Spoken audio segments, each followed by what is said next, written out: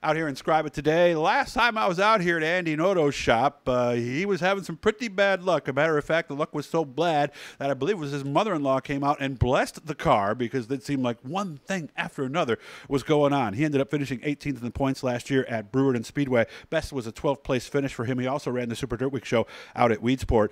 Just took a trip down to Florida with Addison Bowman, went down to Alltech, checked out some things there. So Andy Noto, you've been pretty busy. How you been, man? Good. Good. I can't complain. Nobody listen anyway.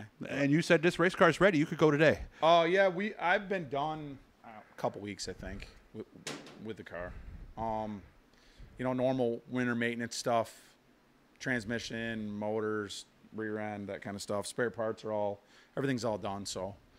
Yeah, got a fresh front axle, fresh rear end, yep, and some extra motors in case he needs it. One of the big things is that the motor that's under the hood is not the same as it was at this time last year, is it? Correct. It is not. So I have our new spec-headed 358 that's in right now.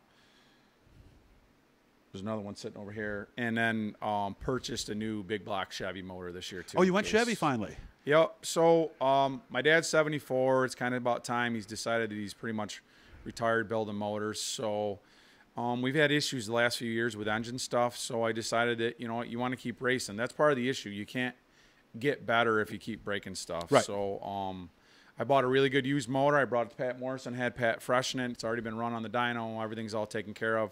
So if I have to, gets down to that point, we'll put that motor in and run that one too if we have to. Okay. So what is the tentative plan? Because obviously this particular motor is only legal at certain tracks. Yep.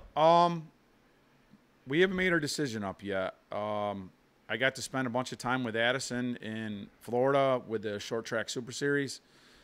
Got to meet Brett Dale, super nice guy. You never know, we might go to Utica. We haven't decided yet. It's a tough decision because I know the pay is different since they have Stan Friesen doing the track. The track's a lot better. But the combinations, it really isn't. And you've been to Brewerton. Brewerton's close. It can't be an easy decision. Yeah, no, it's not an easy decision. You're right.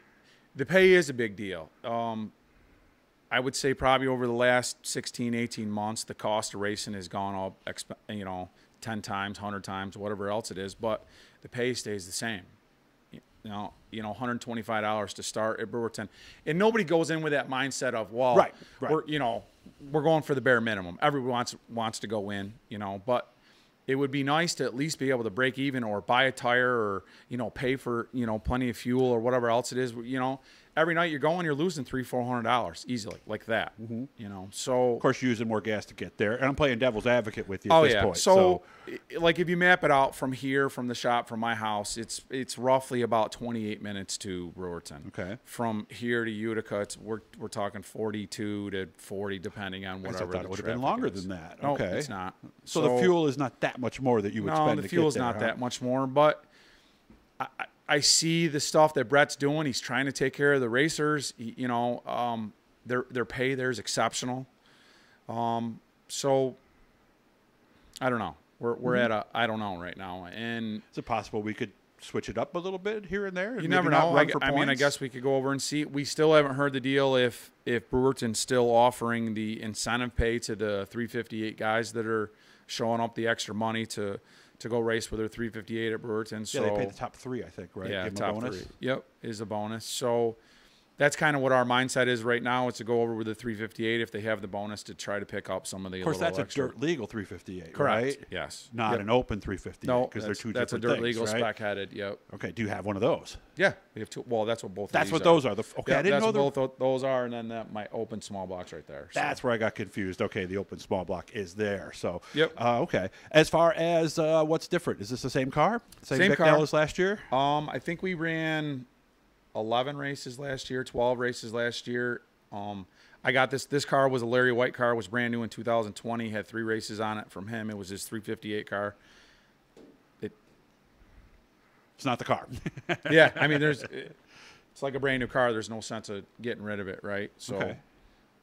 I did replace a bunch of stuff that was bent. You know how through racing season panels and stuff get bent and wrecked. Stuff you don't catch. Yep, Corcoran took care of all the body work for me, and it's already been Mark Van Leeuwen does my graphics.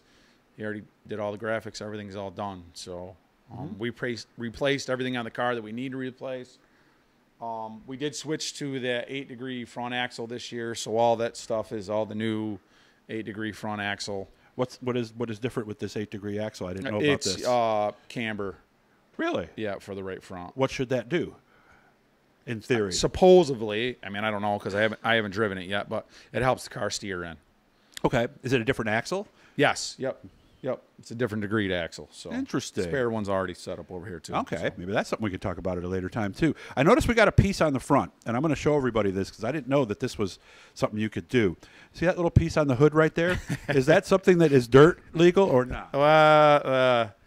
Doug's trying to get me in See trouble. it right so, there? No, I just happened to notice no, that's that okay. right there, Being an ex-super modified guy, right? Like I'm always air's free. So if you can use it if you can. pick up little things here and there. I don't necessarily know if that's illegal or legal, but I haven't seen it, so they're. well, it's not like they're not going to notice, Andy, right? Well, yeah. It's you got to go right fast there. enough for it to have to worry about it. I guess I don't know. That's true. If you're 21st, they're going to let you run it right. Here, If I right? put Chad in the car and he finishes second with it, they're probably going to, have a fit. But good point. I don't know if everybody's been paying attention, but a lot of these guys are like starting to pull like some of their tin out of the rear fuel cell to get more air evacuated out of the car, and they're doing little tricks here and there. I mean, this thing's like basically a big brick in the air. Yeah, I always call them flying doorstops. Oh yeah, but when you look at them from the front, you can really see how the air is really being used. Yeah. Like you well, said, I mean, the it's free. tires are the biggest. It's all dirty air, really. I mean, the front tires are blocking a lot of the air. True. So if if I had my way, and one of my good friends, Paulie Coloca, who built all my super modified stuff, he would have all this stuff would be aero tubing in here and cleaning all the air up, and I mean it would go crazy. But do you really need that at Brewerton and Utica? It's still drag, right? Syracuse? No matter where you're at, it's still some form of drag. Like stick your hand out of the window of the car at 55 miles an hour, right? So yeah, because I know it's like the guys with whether it helps you or not, I don't really well, I know know. like a little thing was guys if they had, like when they're getting ready to Syracuse, they put the fuel system in, the quick fill, and they put tape over that. And I'm thinking, does that really do anything? It could. It could. Taping off noses and trying to get the car to suck. I could see it at Syracuse would be a huge deal. Of course, we got to get air in there, so we can't tape it off too much, right? Yep. Okay. So outside of Brewerton or Utica Rome, whichever one you decide, may we, now that we have an actual dirt legal big block that should be reliable, may you do some of that, perhaps? Yeah, I mean, I don't know. We're like kind of all up in the air, and like my big thing is like I'm doing this for fun because I love to build race cars and I love to drive race cars and I love I spend time with my friends. One of my crew guys this year went and bought himself a new Sportsman, so he's the guy who hot lapped this last year. Yeah, my buddy. So my buddy Jesse went and bought himself a new Sportsman, and he's going to be running the rookie crate class at Fulton. So smart move. I plan on spending some Saturday nights and razzing the hell out of him and having some fun with him. Yeah, maybe put a 358 and have some fun with him. Yeah, we could. That's possible. We could, him sitting over there, but we'll see how he does, and that'll be fun. But Chad Phelps, one of my best friends, he lives 2 miles down the road. We're both up in the air on what we want to do. Okay. I mean, you got to have some give back from the tracks, and I think the short track Super Series right now is Brett's really trying to take care of the guys that race, so it's very appealing. Mm-hmm. And he's not the only one making that decision. When he does, obviously you'll forget it at the racetrack. Hit the Blue E, guys. We're going to do a second one here to teach you something right after this, so make sure to look for that one coming up here in a couple of weeks. Good to see you, man, and good luck with the decision. Thank you, sir.